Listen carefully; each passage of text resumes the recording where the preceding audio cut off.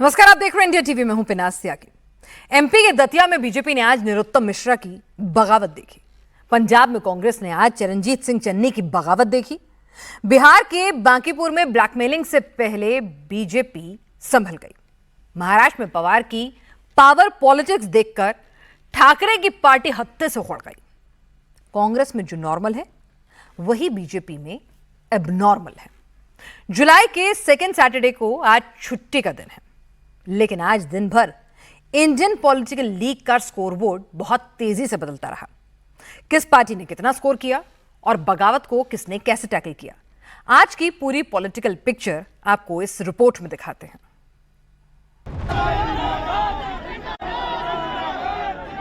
भला किसने सोचा था कि बीजेपी के एक टिकट के लिए बीजेपी शासित राज्य में बीजेपी के कार्यकर्ता बीजेपी के मुख्यमंत्री के खिलाफ नारे लगाएंगे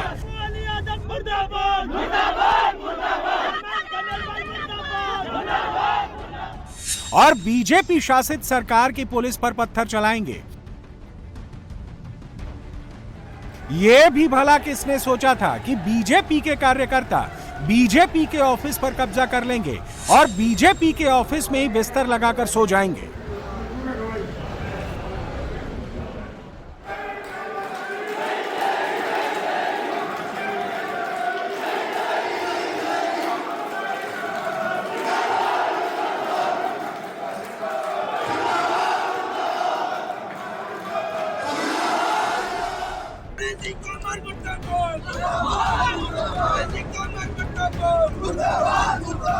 ऐसी कल्पना ना तो दिल्ली में किसी ने की थी, ना भोपाल तक इसकी सुगबुगाहट पहुंची थी।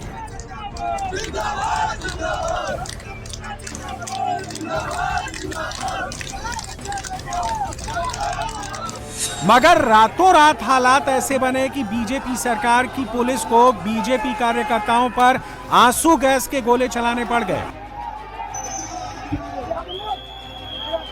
ये सब बीजेपी के उस नेता के क्षेत्र में हो गया जो कुछ महीने पहले तक सूबे का गृह मंत्री था। मध्य प्रदेश के दतिया में कहा जाता है कि नरोत्तम मिश्रा की मर्जी के बिना एक पत्ता तक नहीं हिलता। उसी दतिया में लोगों ने हाईवे जाम कर दिया।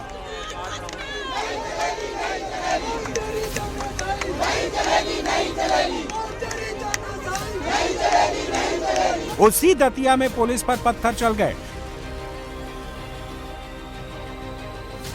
उसी दतिया में बीजेपी सरकार के पुलिस वालों को चोट लगी।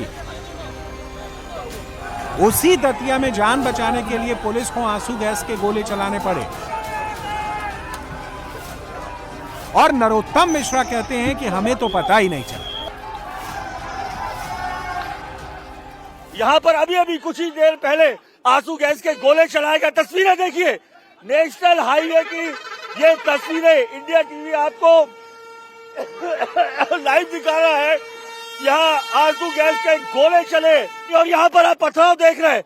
यहाँ पथराव लगातार, ये देखिए, ये पथराव किया जा रहा है। देखिए, पुलिसकर्मी इस तरीके से अपने बचाव के लिए गद्दा लपेट कर यहाँ पर आपको दिखाई दे रहे हैं।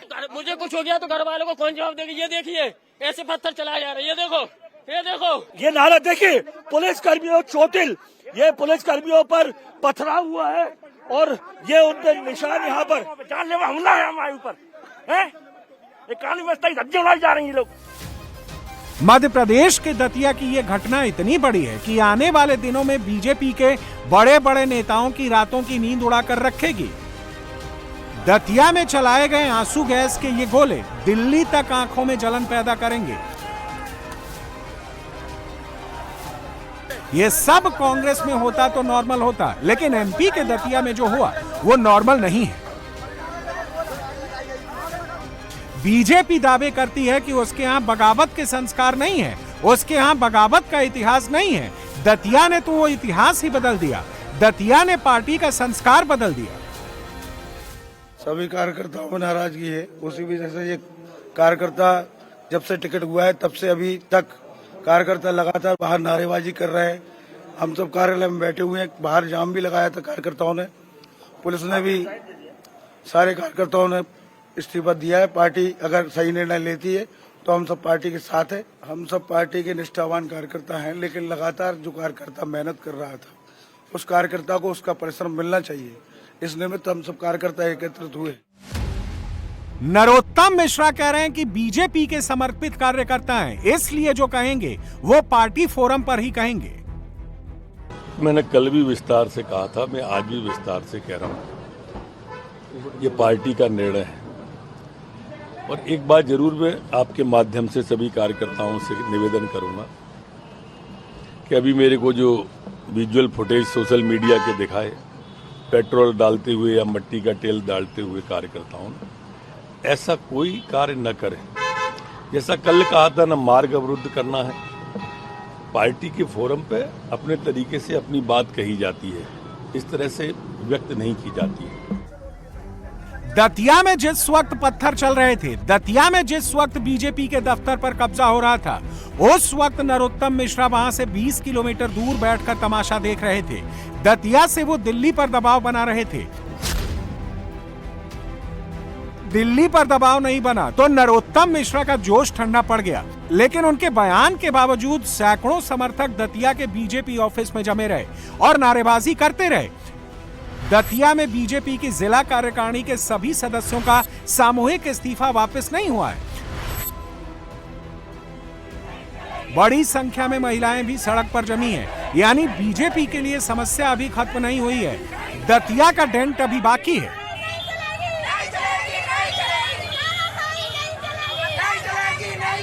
भाजपा का एक भी कार्यकर्ता वोट नहीं करेगा। आशुतोष तिवारी को जमानत जब्त होगी। की कर रहे थे तैयारी, सुबह वनवास दे दिया जैसे भगवान राम को दिया था। 2008 के पहले कभी भाजपा नहीं थी दतिया में, पूरे दतिया जिला में कभी नहीं थी भाजपा। 2008 के बाद से चुनाव पहली बार जीते हैं नरोत्तम मिश्रा, तब भाजपा आई, तब भाजपा जिंदा हुई है। इसके पहले भाजपा कभी नहीं थी यहाँ दतिया में, और आज तक भाजपा ही है।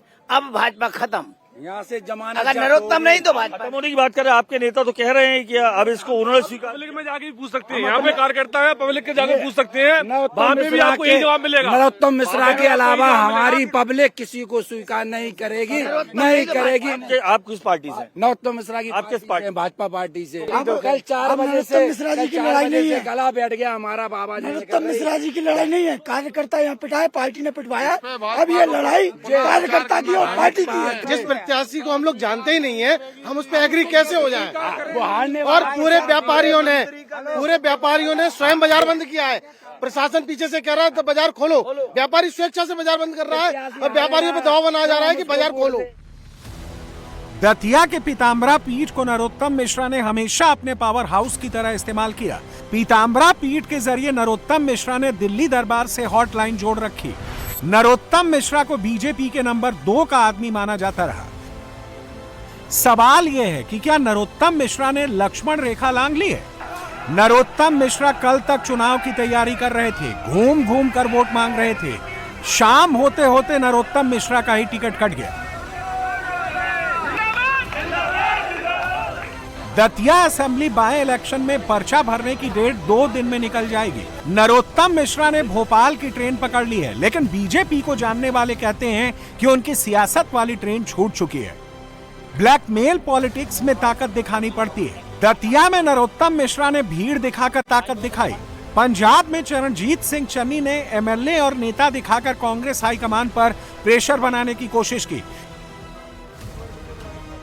नरोत्तम मिश्रा बीजेपी का टिकट मांग रहे थे, चन्नी ने तो सीधे सीधे मुख्यमंत्री का फेस बनाने की मांग रख दी। कांग्रेस आला कमान के प्रतिनिधि भूपेश बघेल के साथ मीटिंग से पहले चन्नी तेल और तेल की धार दिखा रहे थे। ऐसी अजय मीटिंग विच आए है, सानू अंदर अजय जान दो, अंदर बैठ के गलबात होएगी सारी, बाकी फिर तेल देखांगे, तेल दी धार देखांगे। चन्नी ने खूब दबाव बनाया। प्रदेश कांग्रेस अध्यक्ष अमरिंदर सिंह राजा वडिंग को पद से हटाने के बदले खुद को अगले साल होने वाले पंजाब चुनाव के लिए सीएम फेस बनाने की मांग रख दी। पंजाब में 32% वोटर दलित हैं, यानी हर तीसरा वोटर दलित समाज से जुड़ा है। चन्नी भी दलित समाज से आते हैं। दलित वोट के लिए ही कांग्रेस ने 5 साल पहले कैप्टन अमरिंदर सिंह को हटाकर चन्नी को सीएम बनाया था। 27 के चुनाव से पहले कांग्रेस चन्नी को पंजाब चुनाव की इलेक्शन कैंपेन कमेटी का चीफ बना चुकी है, लेकिन चन्नी चीफ मिनिस्टर फेस बनना चाहते हैं। कांग्रेस बिना सीएम फेस के पंजाब चुनाव लड़ना चाहती है। कांग्रेस ने केरल, तेलंगाना, हिमाचल प्रदेश में सीएम फेस डिक्लेयर किए बिना चुनाव लड़ा तो वहां से जीत मिली। हरियाणा और असम में कांग्रेस सीएम फेस डिक्लेयर करके चुनाव में उतरी तो वहां उसे हार मिली। सबसे ताजा उदाहरण केरल और असम का है। केरल में यदि कांग्रेस वीडी सतीशन को सीएम फेस डिक्लेयर करके चुनाव लड़ती तो कांग्रेस के बाकी गुट चुनाव से पहले ही बैठ जाते और पार्टी को जीत नहीं मिल पाती। असम में भी यही हुआ। गौरव गोगोई को सीएम फेस बनाने से कांग्रेस को नुकसान हुआ। कांग्रेस पंजाब में ऐसी गलती नहीं दोहराना चाहती, इसलिए चन्नी के प्रेशर के आगे झुक नहीं रही। कोई कंप्रोमाइज नेता नहीं चलेगा, इस बात के जिम्मेदारी मेरी है। कोई नेता यदि कंप्रोमाइज हो जाएगा बीजेपी से, आम आदमी पार्टी से और किसी दल से, वो कैसे चलेगा, है ना? ये होने नहीं देंगे। अगर कोई कॉम्प्रोमाइज लीडर होगा उसको चेंज कर दिया जाएगा। अरे मेरी जिम्मेदारी है, ये होने नहीं देंगे। जी, आप 5 दिन के दौरे पे पंजाब में आए थे, कोई बदलने वाली बात नहीं है। 5 दिन के दौरे पे क्या लगता है वो मसला जो कांग्रेस का जो ये सारा विवाद चलता आ रहा था, लगता है हल हुआ है? क्योंकि आपकी मीटिंग के बाद भी लीडरों के जो तेवर है वो अलग से नजर जो आपसी लड़ाई थी कांग्रेस। देखो, परिवार ये हमारा पार्टी है, वो आंतरिक लोकतंत्र है, अपनी बात कहने का सबको अधिकार है। और जहाँ तक के जो कमेटी बनी है और हाईकमान ने फैसला किया है उसमें कोई बदलाव नहीं। राहुल गांधी कुछ दिन पहले तक प्रधानमंत्री को कॉम्प्रोमाइज्ड पीएम बता रहे थे। अब उनकी पार्टी में ही कॉम्प्रोमाइज्ड लीडर का जुमला उछल गया है। पंजाब कांग्रेस में कौन है कॉम्प्रोमाइज्ड लीडर? अमरिंदर सिंह राजा वर्डिंग या चरणजीत सिंह चन्नी? कौन है कॉम्प्रोमाइज लीडर? उन्होंने नाम लिया? नाम तो नहीं। अगर नाम नहीं लिया तो फिर तुसी ये क्यों कह रहे हो कि कॉम्प्रोमाइज लीडर? तुसी मेरे वाल क्यों इशारा कर रहे हो? दूजी सुखजिंदर सिंह रंधावा बिल्कुल ठीक कह रहे हैं, क्योंकि मैं तो सुखजिंदर सिंह रंधावा नाल ते जां वो मेरे नाल 4.5 साल पौने 5 साल इकट्ठे रहे हैं।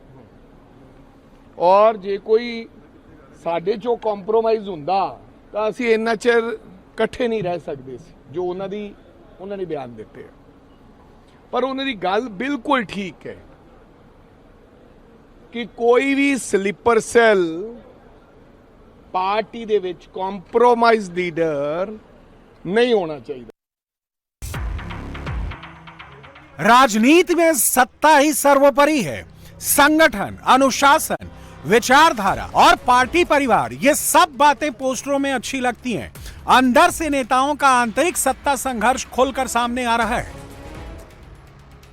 पंजाब में जो हो रहा है वो कांग्रेस के लिए सामान्य बात है। कांग्रेस के लिए राजस्थान में यही हाल है, एमपी में यही हाल है, कर्नाटक में यही हुआ, लेकिन बिहार के बांकीपुर में जो हुआ वो बीजेपी के लिए नॉर्मल नहीं है। बांकीपुर बीजेपी अध्यक्ष नितिन नवीन की सीट है। नितिन नवीन ने अपने करीबी अभिषेक बंटी को टिकट दिला दिया, लेकिन 35 साल पुराने चारा घोटाला केस में बंटी के मां बाप को मिली सजा 35 साल बाद बेटे बंटी के लिए सजा बन गई। चारा घोटाले की 35 साल पुरानी फाइल प्रशांत किशोर के पास पहुंच गई। प्रशांत किशोर प्रेस कॉन्फ्रेंस की तैयारी कर रहे थे। पीके की तैयारी की भनक किसी तरह बीजेपी आला कमान तक पहुंच गई। कुछ घंटे पहले जिस उम्मीदवार के लिए बिहार के मुख्यमंत्री सम्राट चौधरी और एनडीए के 5 दल मिलकर वोट मांग रहे थे, शाम होते होते अचानक पारिवारिक वजह बताकर वो कैंडिडेट ही मैदान से हट गया। नीरज सिन्हा कल सुबह तक अपने दोस्त बंटी के नाम का पर्चा बांट रहे थे। दोपहर बाद बीजेपी ने उनको ही बांकीपुर सीट से कैंडिडेट बना दिया। ये दिखाता है कि कोई भी विधानसभा क्षेत्र या कोई भी लोकसभा क्षेत्र किसी का गढ़ नहीं है, किसी की जागीर नहीं है। अगर जनता खड़ी हो जाए तो बड़े से बड़े नेता का पसीना निकल सकता है। जिस बांकीपुर के बारे में कल तक भाजपा के लोग ये कह रहे थे कि हमारा इतना मजबूत किला है कि हम कुत्ता बिल्ली को भी खड़ा करेंगे तो जनता हमको वोट देगी, आज जनता के सामने एक विकल्प आ गया है तो भाजपा को उम्मीदवार नहीं मिल रहा है। दूसरी बात, इस देश ने पिछले कुछ सालों में देखा है भाजपा के डर से दूसरे पार्टियों के उम्मीदवार भागते हैं। ईडी, सीबीआई, इनकम टैक्स, उनके डर से दूसरे पार्टियों के उम्मीदवार भागते हैं। ये दूसरे पार्टी के उम्मीदवारों को ये लोग खरीदते हैं, भगाते हैं। आज ऊपर वाले ने इनके साथ इंसाफ किया है। इनका उम्मीदवार किसी कारणवश छोड़कर भागा है मैदान। अब उनको चिंता करने दीजिए। 3 तारीख को जब वो रिजल्ट आएगा तो मुकम्मल हिसाब इनसे होगा। अब एक तस्वीर महाराष्ट्र की, जिसे देखे बिना आज की सियासत की रफ्तार को समझना मुश्किल है। उद्धव ठाकरे की पार्टी के 9 में से 6 लोकसभा सांसदों की ये एक्सक्लूसिव तस्वीर 17 जून की है, जब स्पेशल चार्टर्ड फ्लाइट से ये सांसद महाराष्ट्र से दिल्ली आए थे और स्पीकर ओम बिरला के सरकारी आवास पर जाकर पार्टी बदलने के जरूरी दस्तावेजों पर साइन किए थे। ओम राजे निम्बालकर सुबह 6:30 बजे ही ओम बिरला के घर पर पहुंच गए थे। उद्धव के बाकी 5 सांसद संजय जाधव, संजय देशमुख, संजय दीना पाटिल, भाऊ साहब वाकचौरे और नागेश पाटिल ने 17 जून की सुबह 9:30 बजे स्पीकर से मुलाकात की थी। उद्धव ठाकरे की पार्टी पर किया गया ऑपरेशन टाइगर सफल हो गया। अब शरद पवार को लेकर नए ऑपरेशन की चर्चा है। शरद पवार महाराष्ट्र के डिप्टी सीएम एकनाथ शिंदे के केबिन में कुछ विधायकों से मिले तो ठाकरे की पार्टी के तेवर गर्म हो गए। 7 साल पुरानी दोस्ती एक दिन में छटक गई है। नाराजी नहीं है और उनके खिलाफ भी कोई नहीं है। बात यही है, संसद के टाइम यही था कि रोल कॉल में हमारा आंकड़ा पहला था, हमारा नंबर पहला था, इसलिए हम दावा कर रहे थे। पवार साहब सबसे सीनियर हैं, लेकिन कल जो घटना घटी है, राउत साहब ने भी बयान दिए हैं, जो उनको दुख हुआ है वो व्यक्त हुआ है। और हम यही चाहते हैं कि कोई भी महाराष्ट्र से, जो महाराष्ट्र लूट रहा है और जो राम मंदिर लूट रहा है, उसके साथ ना बैठे। शरद पवार परिवार और पार्टी को एक करने की बिसात बिछाते बिछाते अचानक शिंदे से क्यों मिले, इसका खुलासा होने में अभी देर है। लेकिन यूपी चुनाव की गर्मी चढ़ने में कोई देर नहीं है। योगी आदित्यनाथ ने यूपी चुनाव का पारा चढ़ा रखा है। अखिलेश यादव जब तक रामलला के दर्शन करने राम मंदिर पहुंचेंगे, तब तक योगी आदित्यनाथ अखिलेश की पहुंच से दूर, बहुत दूर निकल जाने के प्रयास में है। योगी ने यूपी में पॉलिटिक्स का पैडल बहुत तेज दबा रखा है। ये डबल इंजन की सरकार गुंडागिर्दी बर्दाश्त नहीं करती है। आपने देखा होगा, पर्व के पहले होने वाले उत्सव में अगर कोई रंग में भंग करने का काम करता है और उपद्रव पैदा करने का कार्य करता है, तो उपद्रवी से कायदे से निपटती है, बहुत कायदे से। आपने 9 वर्ष में आपने देखा होगा, कोई उपद्रव नहीं, नो कर्फ्यू, नो दंगा।